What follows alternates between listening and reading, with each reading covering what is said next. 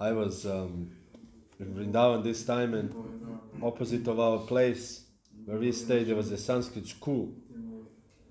And these young boys, they come just dressed in dhoti and they just learn shloka after, they recite shloka after shloka after shloka. I was thinking, my God, what did I learn, in my school? What did I learn in my education? Shlokas, not good shlokas. So it's an advantage to be born in a devotee family. I know one devotee many years ago, I don't know his name, but he's disciple of Bhakti Swami. And when he was 8 or 9 years old, he told his parents, I don't want to go to this school anymore. I want to go to Sanskrit school. 8 years old. He just thought, I don't want to go to this school. So his parents actually put him to a Sanskrit school. So when he was 16, he was a Sanskrit scholar. Amazing. So Kaumarat Acharat Pragyo, there's something to be said about people who start practicing Krishna consciousness at a young age. He can practically quote any Sanskrit verse from memory. There's some devotees here, Anantaram Shastri, who joined Prabhupada, some Shastri devotee. Bhavananda explained that each evening, as the sun goes down, he tours the building floor by floor with his conch shell, bell, and a large Klein's burner, chanting various mantras to keep away ghosts and other subtle entities. To keep ghosts in Mayapur, it's a transcendental place. But devotees have sometimes this, I call it mythology. Sometimes when devotees yawn, and they do this to stare at the ghosts. But I must say, I had one temple, I was once the temple president, and there was the whole temple somehow I felt tamasic energy over it.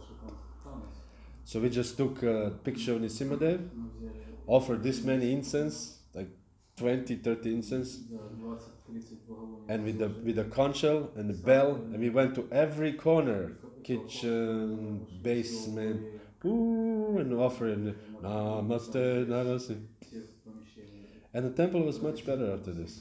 So I don't know, maybe it's a mythology, maybe not. But Bhavananda did this. In Mayapur Dham, Sri Mayapur Dham. Once Srila Prabhupada was walking with some disciples in Mayapur, and there were, sometimes open sewers in Vrindavan, in Mayapur Vrindavan.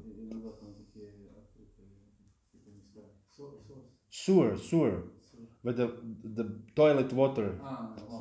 Canalization, yes, canalization. And devotees were like, closing them, And Bhaktisiddhanta Saraswati said, this is Sridham Mayapur, transcendental place. All the smell is a transcendental smell. You, by your lack of vision, you smell this.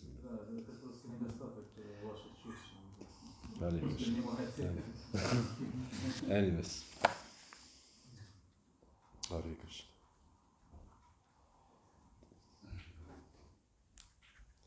Srila Prabhupada ki jai.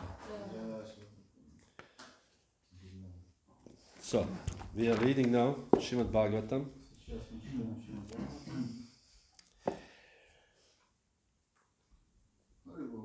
Shri Gauranga Mahaprabhu ki jai, or Nityananda, one of them, or both of them, ki jai. Om Namo Bhagavate Vasudevaya. Om Namo Bhagavate Vasudevaya. Om Namo Bhagavate Vasudevaya.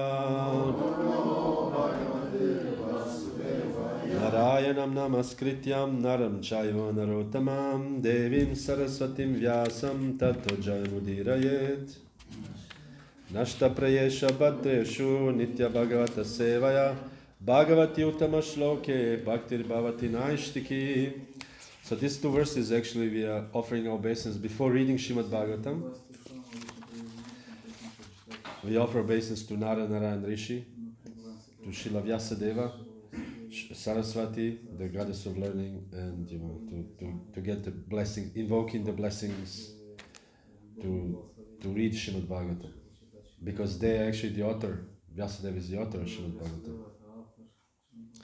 And also Nashta Pariyasha Bhadrashu Nitya Bhagavata Sevaya, that by actually daily performing, reading Nitya Bhagavata Sevaya, reading daily Srimad Bhagavatam, and Prabhupada translate as and serving the pure devotees, Nitya Bhagavata Sevaya, almost everything in the heart which is contaminated by material energy is destroyed. Just by reading Bhagavatam. So Srimad Bhagavatam ki jai. So we read this Yam Namabir Vachi Janam Nijayam. Yam Namabir Vachi. What's the Om Namo Bhagavate Yam Namabir Vachi Janam Nijayam. Om Namo Bhagavate Vasudevaya. Om Namo Bhagavate Vasudevaya.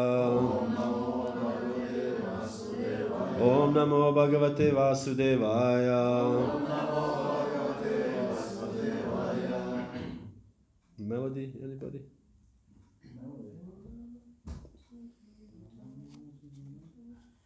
Yo Namabir Vachi Janam Nijayam.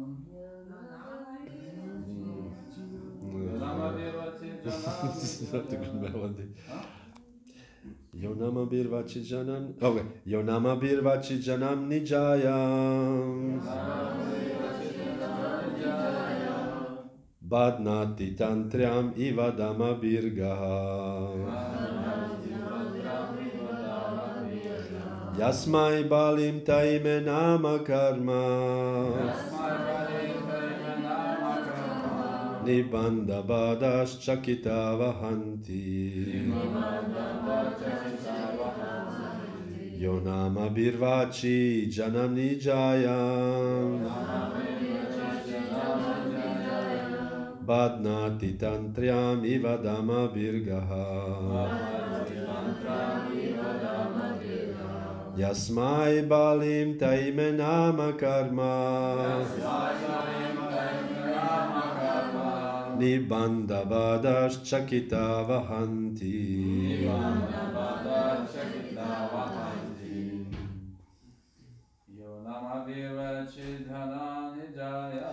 Yonama Birvachi Janam Nijayam.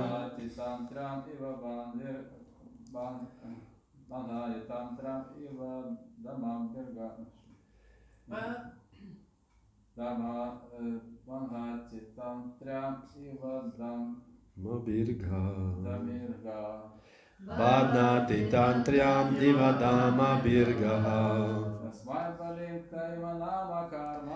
Yasmai Balim Teime Nama Karma. Nibanda Badash Chakita Vahanti.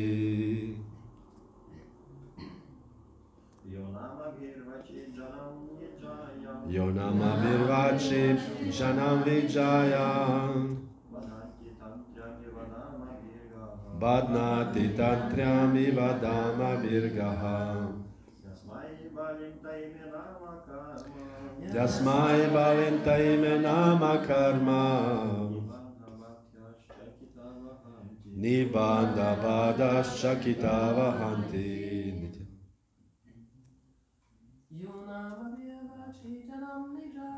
Yonama Birvachi Janam Vijayam.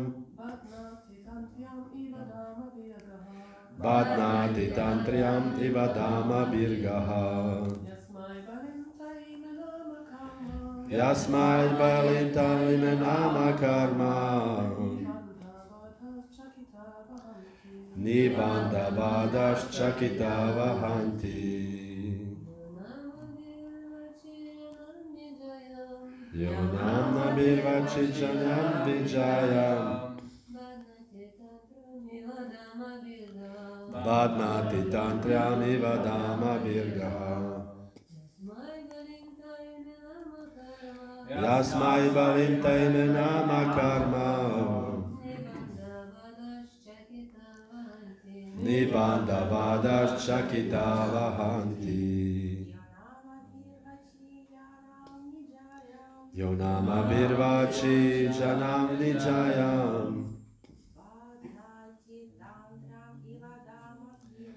Badnati tantram ivadama virgaha. Yasmai balintaime nama karma.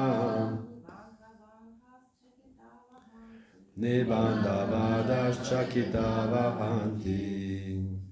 Yaha, he who.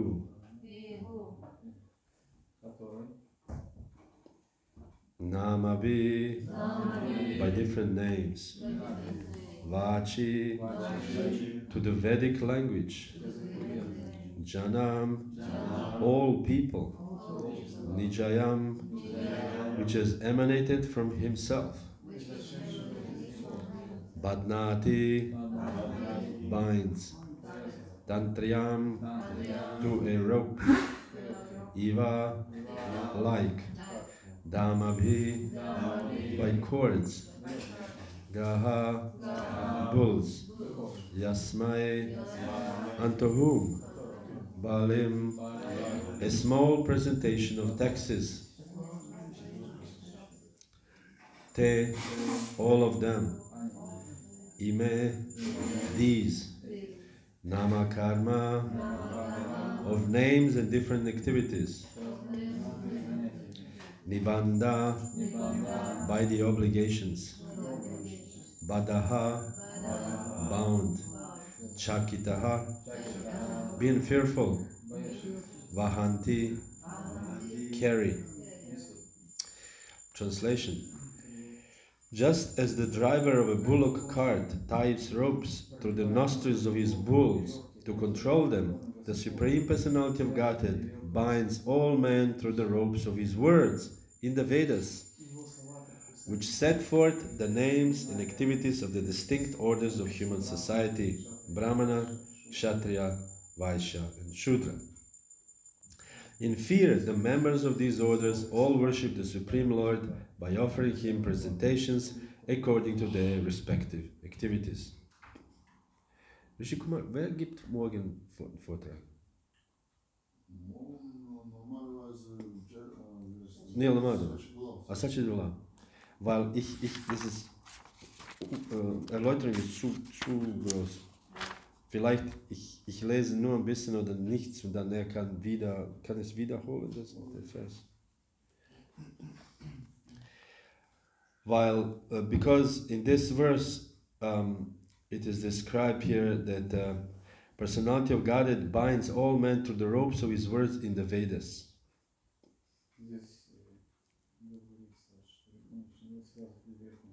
And today is the Bhagavad Gita Advent, so I want to speak a little bit about Bhagavad Gita. So maybe kann morgen erläutern. So, Om Jnana Timirandasya Gyananjana Shalakaya Chakshurun Militam Yena Tasmai Shri Gurave Namaha Shri Chaitanya Manobishtam Stapitam Yena Bhutare Svayam Rupa Kadamayam Dadati Svapadantikam.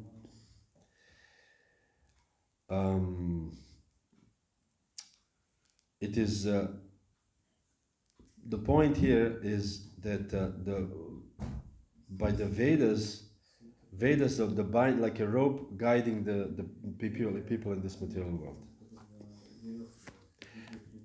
Because in the material world it is very difficult to be guided. Nobody wants to be guided. Like a wild bull. You know, who's going to guide the wild bull? But if you put a rope, it's just, everybody can pull. Even the small girl can pull. We saw it in Padayatra. 16 years old girl. She just put a huge bull, like monster. She just, and he just followed. Because there's a rope. So in the same way, there's rope called Vedas that can be pull any living entity towards the proper direction. So today is the appearance of Srimad Bhagavat Gita, and Bhagavad Gita is the perfect book actually to pull everybody from this material world.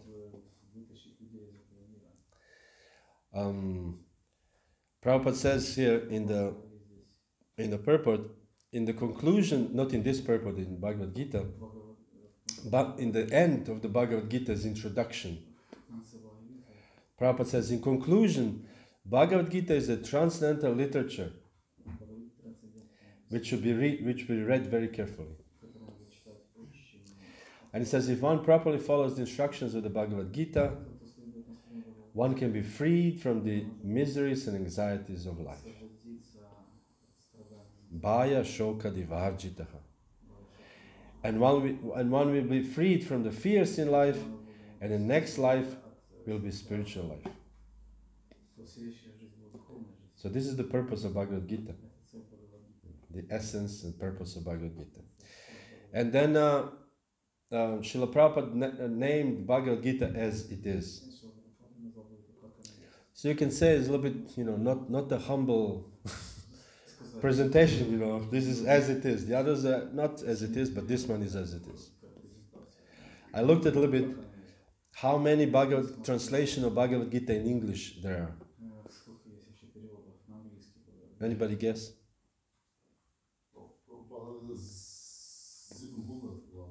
Ja, ungefähr. Es steht 300, aber Prabhupada sagte 700. So das ist viel. Das ist a lot. 700. Prabhupada says around 700 translations of Bhagavad Gita in the Western world. So, and yet Prabhupada called it Bhagavad Gita as it is. And there are reasons for it. Very good reasons, which I will speak right now. First of all, just one story which we heard the other day, how the first Bhagavad Gita was published. Because Prabhupada was writing this Bhagavad Gita and purported. And we know it's a big book. And this is what his wife, but at that time Prabhupada was still Grihasta, she didn't have money and she wanted to eat some cookies while drinking her tea. So somebody came and she said, you want to buy this Bhagavad Gita, handwritten by Prabhupada? I mean, how much would that worth it now if you have a copy of Prabhupada's handwritten Bhagavad Gita? And she gave it for a few cookies. And Prabhupada he came, where is my Bhagavad Gita? I mean, imagine this, it's a work of many months and many, to write is not easy. So he wrote with the hand, everything. And then he came back from work one day, there was no Bhagavad Gita. And he said, what happened? Oh, I gave it for somebody came and I gave it for the cookies. First of all, the person who took Bhagavad Gita for cookies is an amazing person. Do you accept this for cookies? Prabhupada's personal realizations. And second of all, she gave this she didn't understand the value of the Bhagavad Gita, so she gave for the few cookies which will be eaten. And you eat 3, 4, 5, whatever, 10 cookies and it's gone. It's unbelievable. Anyway, so Prabhupada has to rewrite again. So Prabhupada wrote Bhagavad Gita, he was typing everything. And then when he was in New York, people stole him. Somebody came to his room while he was out and they stole it, and they stole the typewriter, stole everything. Again, so he again rewrote it. Which is an interesting thing, that in the material world is not easy for anybody. We think, I have a difficult life in the material world. But everybody has a difficult life in the material world. Even Prabhupada, even Bhaktisiddhanta Saraswati. Bhaktisiddhanta Saraswati was a superhero. When he was 4 years old or 5 years, he was playing in the sand outside, like children, 5 years old, 4. And then he found a kurma, shalagram shila, in the sand. When he was 7 years old, he could recite Bhagavad Gita by heart, every verse, 700 verses. 7. When he was 11, Bhakti Vinod Thakur organized these namahatas, big kirtans, 1,000, sometimes 1,000, 2,000 people will come around Krishna Nagar and the area in Navadvip. And you know who would give a lecture? Bimala Prasad, 11 years old, to thousands of people. Heavy. And then he became guru and this and very heavy person, you know, very successful. And even he had, at the end of his life, he had a cancer. He had the cancer, the disease. It's not easy for everybody. And for Prabhupada was also difficult. So Prabhupada wanted to print. Finally he got some disciples in New York. So he asked everybody, I want to print this Bhagavad Gita. So devotees went everywhere and nobody wanted to print. There was no like desktop publishing now, you can just type and print it yourself. You have to go to the printing press, and if they like, they print it. If they don't like, they don't print. Because everybody was doing is that nobody can make money of this. Who's going to make money on Bhagavad Gita? So then he gave to everybody and nobody could print Bhagavad Gita. Then he gave it to Brahmananda Prabhu. Brahmananda is a famous devotee, he departed, he left this body. So Brahmananda said, how can I,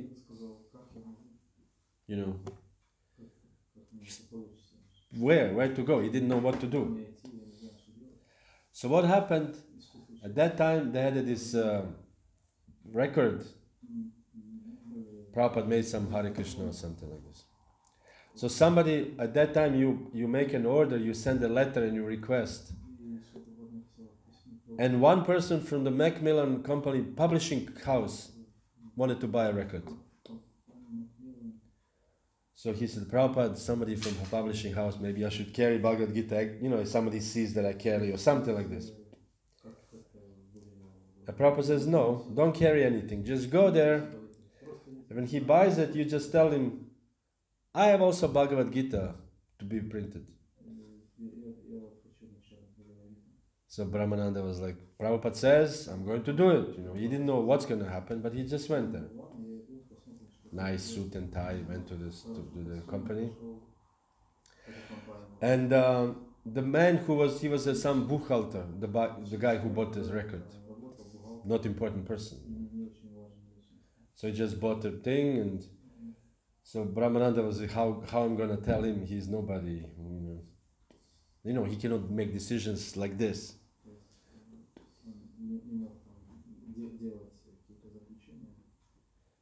And then meanwhile, while he was speaking to the man, somebody opened the door and came into the room. And buchhalter is a bookkeeper. And the bookkeeper said, oh, this is our senior editor, this and that, this and that. And Brahmananda said, now, Prabhupada, he said, I have a Bhagavad Gita to be published. And he said, what do you say? He said, I have a Bhagavad Gita written by Swami from India, Bhaktivedanta Swami.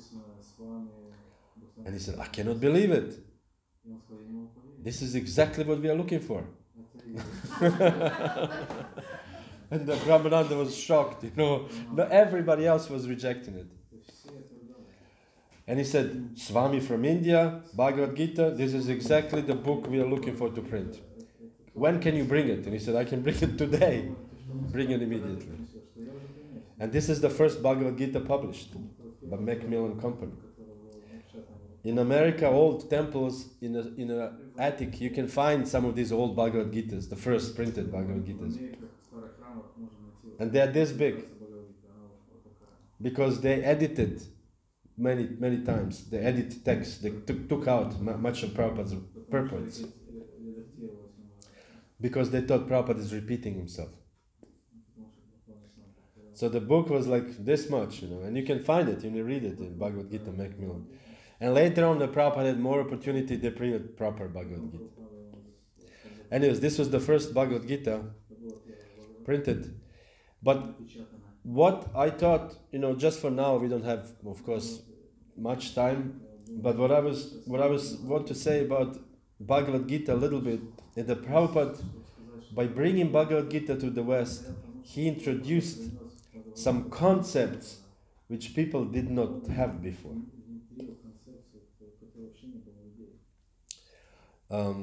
First of all, that Bhagavad Gita is the essence of all the Vedic knowledge.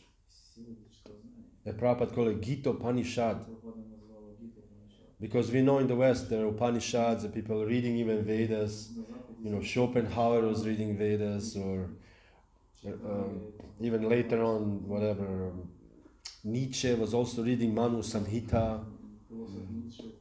Nietzsche actually said that Manu Samhita is the best religious book. No religion can match Manu Samhita's book. He said. Interesting enough. Anyways, so people were reading something, but they did not know. India was at that time was a very obscure place. So Prabhupada brought it. He says Bhagavad Gita is called Gita Upanishad. Is this essence of all the Vedic knowledge, and it's the most important Upanishad of all the Vedas. So then he said, when one lady requested Prabhupada, which Bhagavad Gita translation you would recommend me to read? American lady. This is probably when Prabhupada was in Dr. Mishra's apartment. And Prabhupada says, well, as far as I've seen, not only in America, but also in India, none of them can be said that they are authoritative. No Bhagavad Gita is good, Prabhupada said. And the reason is because they don't touch the spirit of the Bhagavad Gita.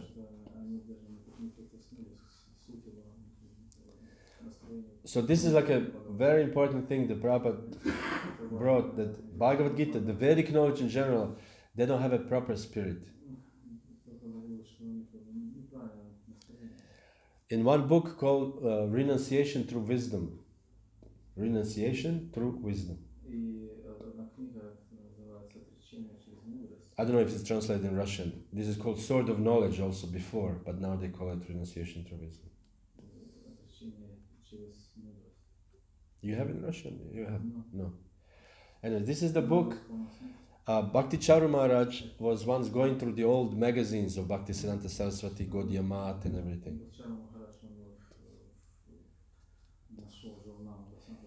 And he found that in every magazine, Prabhupada was writing one article on one topic, on Bhagavad Gita. So Maharaj Bhakti Charu Swami collected all this and made a book of it. And this is a very nice book. It's a very nice preaching. And Prabhupada is a little bit heavy there. I like also because the Prabhupada is also a little bit funny. So Prabhupada explains in one article how one brahmachari came to me depressed.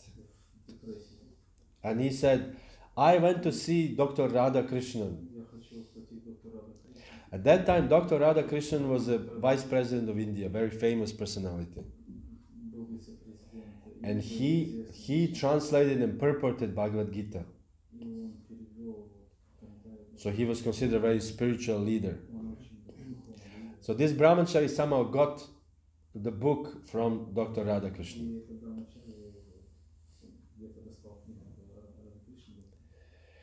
And he said he was very depressed. And he said the reason is because Dr. Radha Krishnan is lacking of a spiritual insight.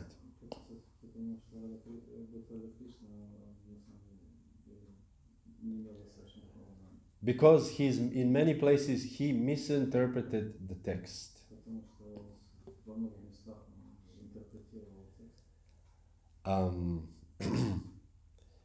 So And he said, and thus, by misinterpreting the text, he made it unacceptable for any serious spiritualist.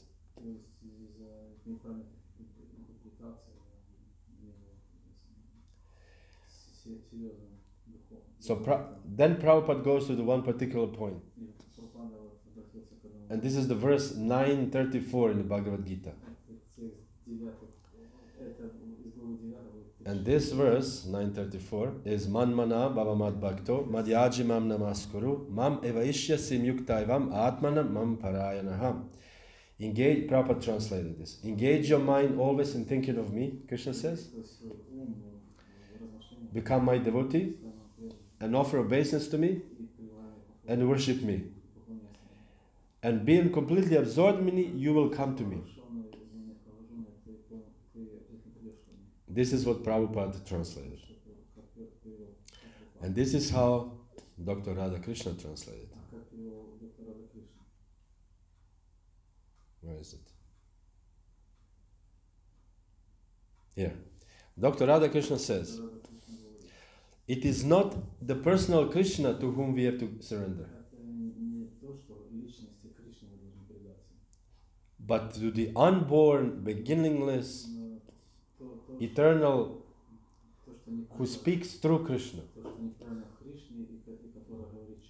So meaning there's an impersonal Brahman who is unborn, eternal, beginningless, and Krishna is just a body, and this Brahman is speaking through the body of Krishna. So this is the big offense. So Prabhupada says, I have no intention to argue with Dr. Radhakrishna, because he's a worldly famous philosopher. This is the Indian way of arguing, very nicely. You praise the person first and then you present the argument. He said, yet because Brahmachari requested me, I have to refute the Dr. Radhakrishna.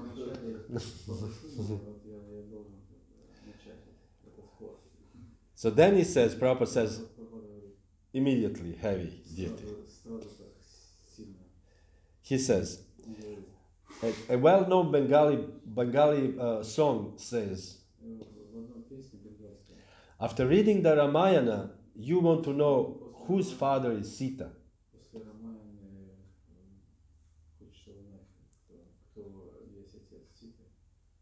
Sita is the father of who? So Prabhupada says, so this is the same way absurd what Radha Krishna is saying. We know Sita is not the father of anybody. Sita is a woman who is the wife of Lord Ramachandra. So he said, this is a very absurd way to say.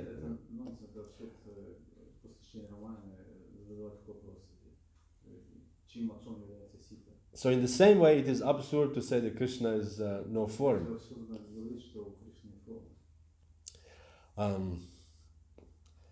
So he said, this philosophy of Radha Krishna reminds us of Pandit philosophy of Ramayana. Pandit with the quotation mark means he's not really Pandit.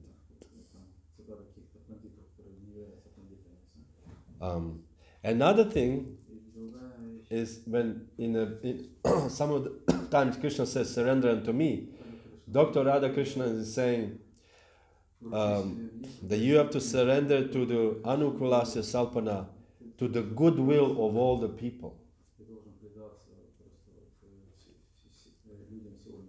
So meaning that we have to just be nice to everybody and to help everybody. This is the surrendering to Krishna, what it means. And this was at that time, there was this slogan called Manava Seva, Madhava Seva. Manava means I'm serving the people, is the same as serving Krishna. So Prabhupada was very much not into this. He said, how is it possible to surrender to the whole world? How? He said, surrender you can do only to the Supreme Lord alone, not to others.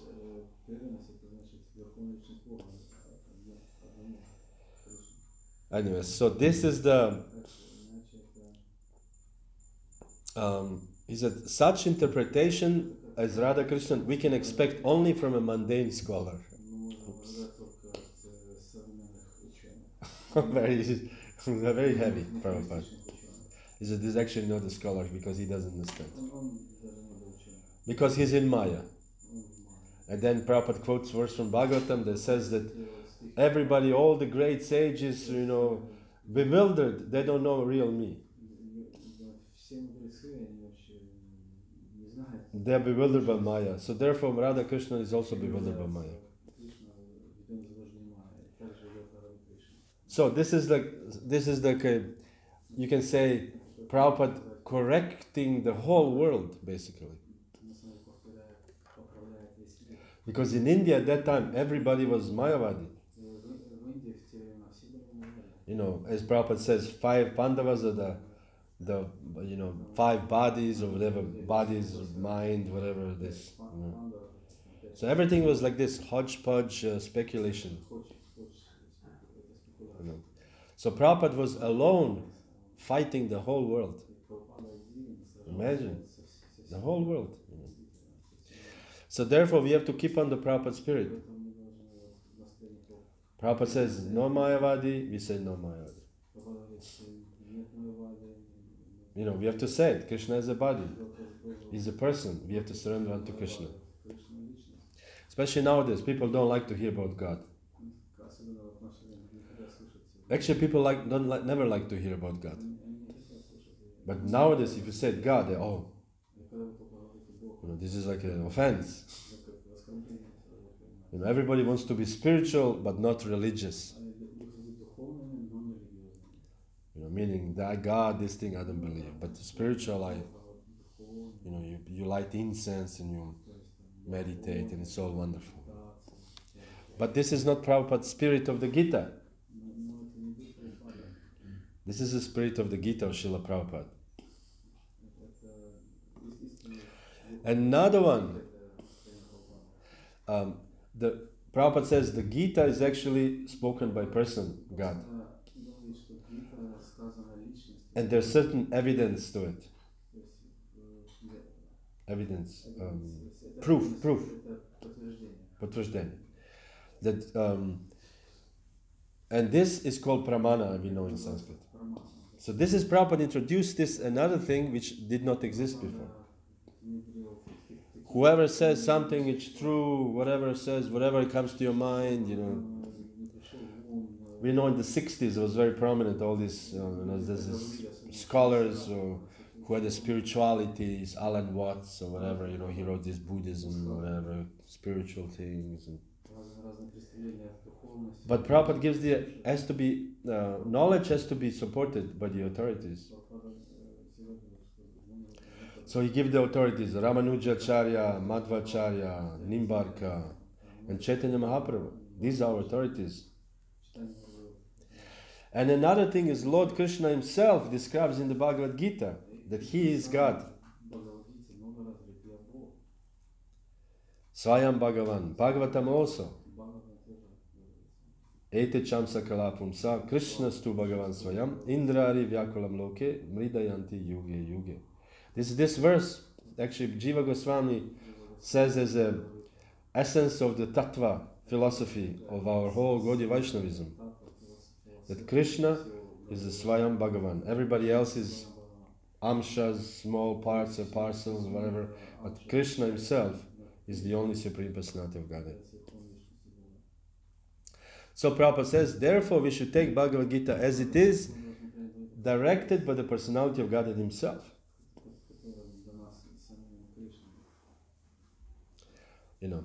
So then another point here is Prabhupada also introduced that Krishna speaks about himself.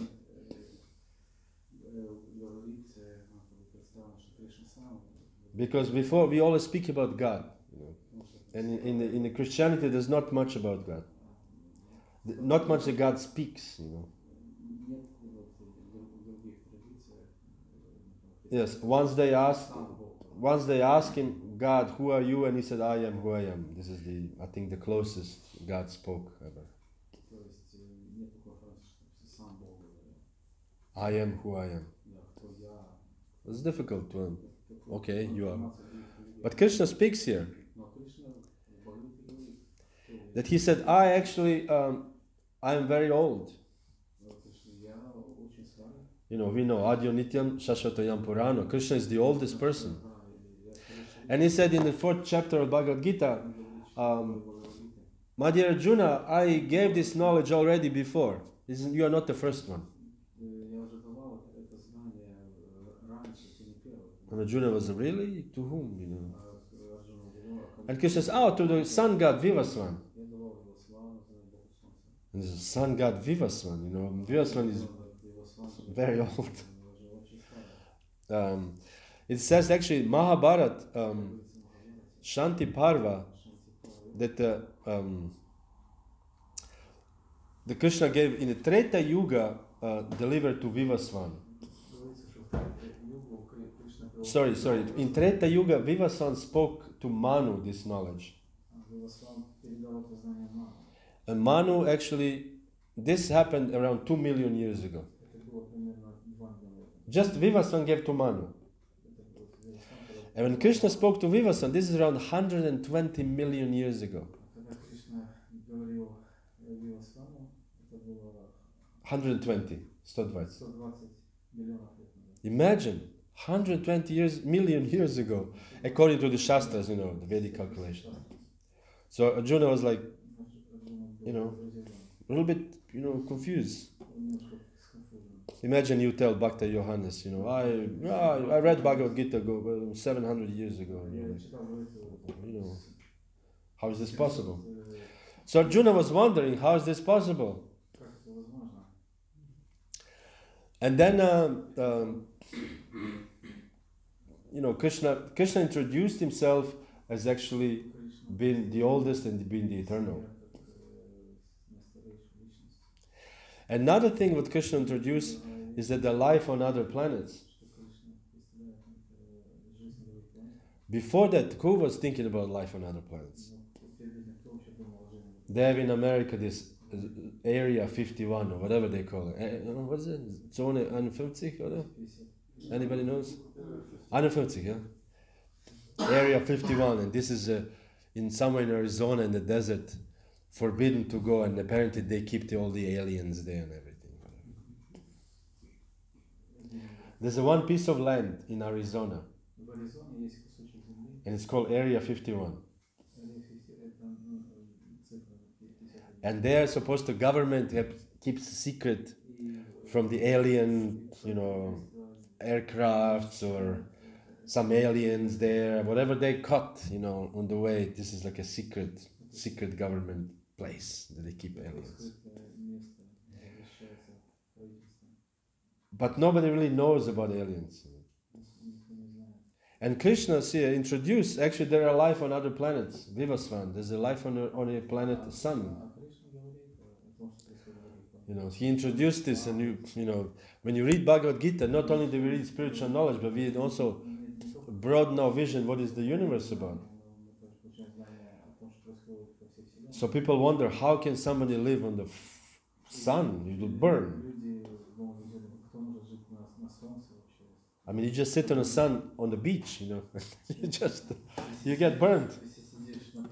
What to speak of going towards the sun? You will burn. But Prabhupada explains that because they have different bodies, their body is made of fire, so therefore they can live in the fire. So this is introduction to the idea that there's a life on other planets.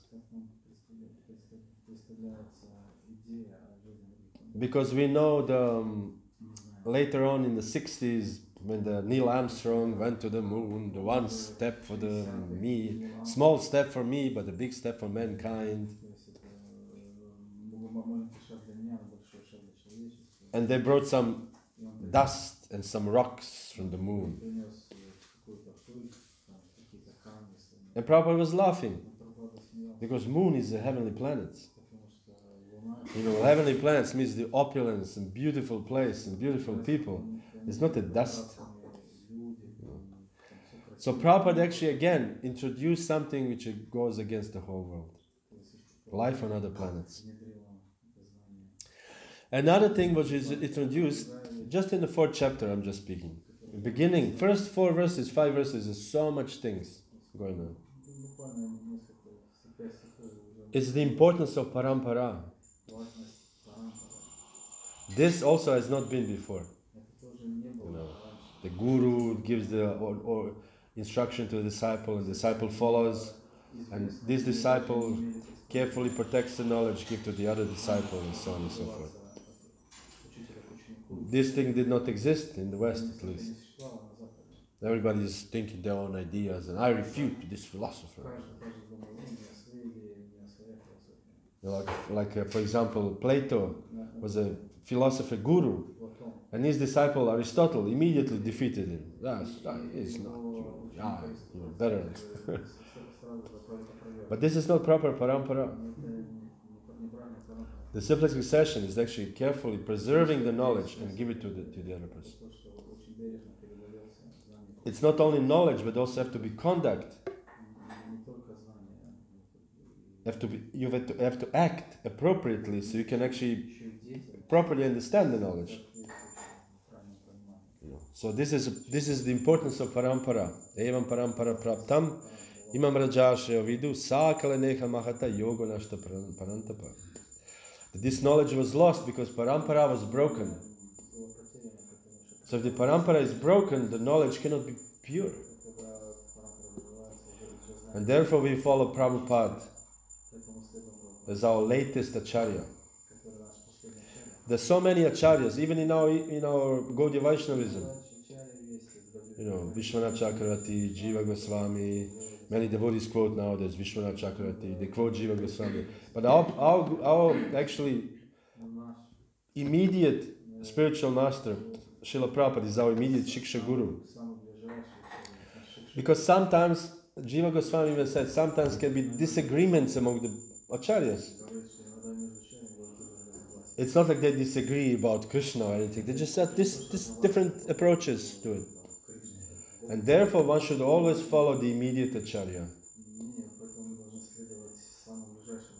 I once asked Virabahu Prabhu, is a senior devotee, spiritual master, Grihastha, many years, since 1985. And I asked him, in ISKCON there are so many spiritual masters, and one says one thing and one says maybe different things, or another, it's maybe different. Whom should I follow? And he said, you should follow your spiritual master, because you have to have one final opinion. And this is the key to make progress in spiritual life. One final opinion. We follow our final opinion in Srila Prabhupada's books. As we said yesterday, Prabhupada's letters and all these things. Instructions. This is our final opinion. And the other, we can quote Vishwanath Chakravarti Thakur, Jiva Goswami, Baladev Vidyabhushana, but it has to align to the teachings of Srila Prabhupada. So parampara, very important point. Another thing which is very important is the third verse of the Bhagavad Gita. So we saw 4.1, 4.2 was parampara, 4.3 is a bhakto sime sakacheti. That one should be a devotee. Without being a devotee, you cannot understand the knowledge of the Bhagavad Gita. Therefore, Prabhupada, when he spoke with Christians, he did not speak much philosophy. He only went to the one point only. Why are you eating meat? This was Prabhupada's main point to the Christian. Why are you eating meat? Jesus said, thou shalt not kill. Why are you killing? Jesus did say, thou shalt not kill humans, but you can kill chicken.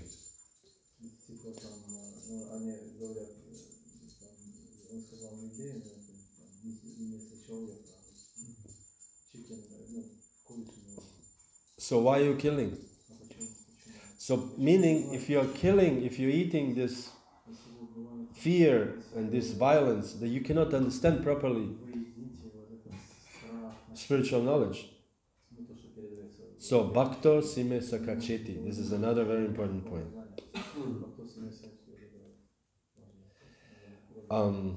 Another one, 4.4, of course, Arjuna is asking Krishna, how is it I can understand you?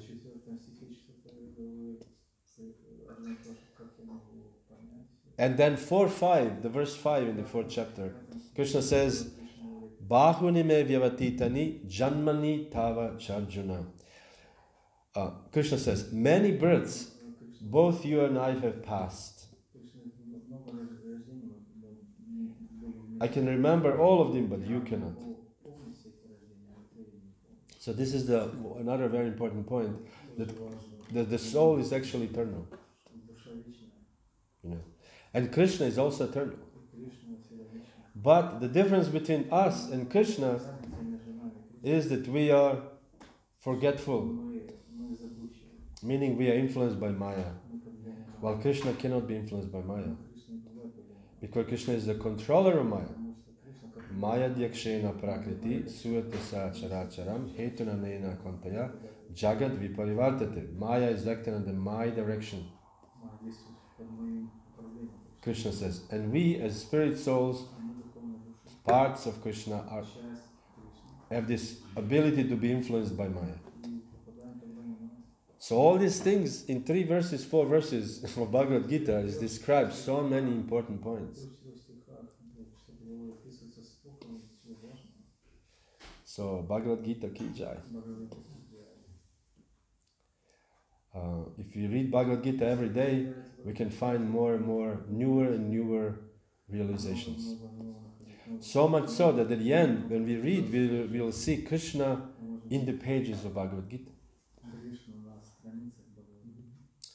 When Krishna, one devotee was writing comments on Bhagavad Gita, and Krishna says, Yoga Kshema Vahamyaham, I supply what you need. He says, this is not possible. How is it possible? Krishna, you know. So then he thought, no, I'm going to take bath. He was thinking about this, and he's going to take bath. So meanwhile, his wife was cooking and didn't have enough vegetables or whatever, something like this. So then 2 boys came and knocked on the door, and they said, we brought all these vegetables for you. And she said, who are you? And I said, just tell him the 2 boys came and your husband will know who is this. So when the husband came, he realized Krishna actually came personally to convince me, Yoga Kshema Vahamya.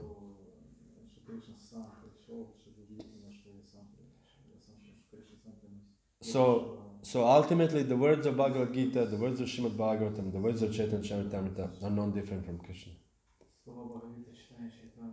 So there is no end to actually reading and realizing this spiritual knowledge. So come back to conclusion, Prabhupada gave everything. Sometimes people said Prabhupada did not give everything. Prabhupada gave everything, you just have to realize it. By this, following parampara, by being devotee and by applying this devotion to your life, then you can understand properly what Prabhupada has brought. So all these other things is a cop-out. You know, cop-out? How do you say cop-out? When you cannot do something, then you said, oh, not possible. Sour grapes. Sour grapes also. There was a fox, and the fox wanted to eat grapes. You know, fox, so you're jumping, but the grapes was high, and fox was jumping. And then fox was leaving and said, I didn't want to eat these grapes anyways, it's sour, probably sour.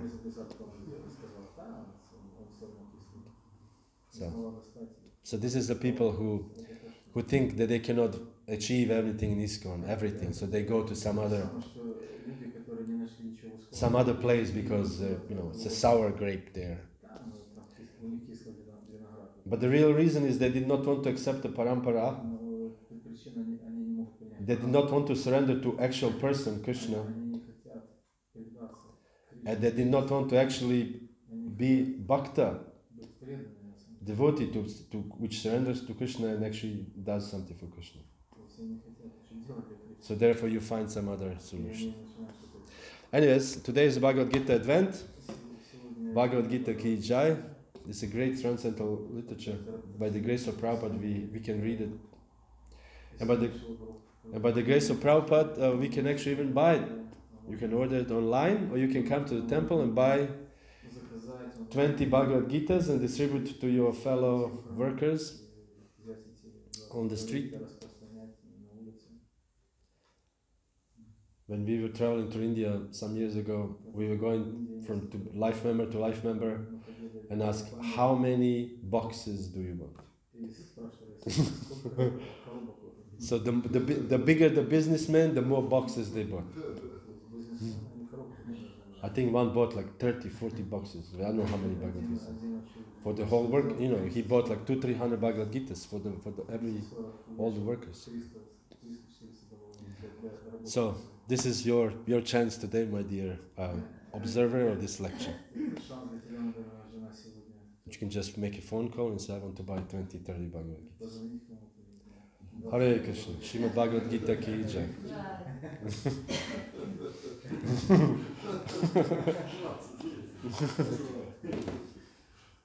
You say 2030? Yeah, 2030. There's no limit, but I'm trying to be modest. Because if you think about 2030 is not much, if you want to give to your relatives, this and that, 20 Bhagavad Gitas. And you can tell them, you don't need to read it, just put it on your shelf and let it sit there. Because somebody will read it eventually. Okay, thank you, Hare Krishna. Srimad Bhagavad Gita Ki Jai. Would you want to say something, or would you want to comment or anything? Or any questions? Yeah. Maybe you can also introduce here in Köln, in India, they have in every temple a swing, a schaukel. Ja. This is good. You can say. Kennst du das? Die haben Schaukel und dann eine Sitzplatz. Okay, translation. They have swing, and one seat is like a scale. In the market, you buy sabji, that is scaled, So here is a one seat, and here is another seat. So here sit one child, or the parents, they bring a child, and they put as many Bhagavad Gitas so they can match the child's weight. This is in every temple in India they have. So now during the marathon, the parents come and they bring a child, a little girl, and she sits there, and however she's heavy, they put Bhagavad Gitas, and the parents buy this many Bhagavad Gitas. Sunday feast, bad idea. Next year we can make, why not? I think that would be nice. Srimad Bhagavad Gita Ki Jai, Srila Prabhupada Ki Jai, Gaura Premanande Hari Hari Bo.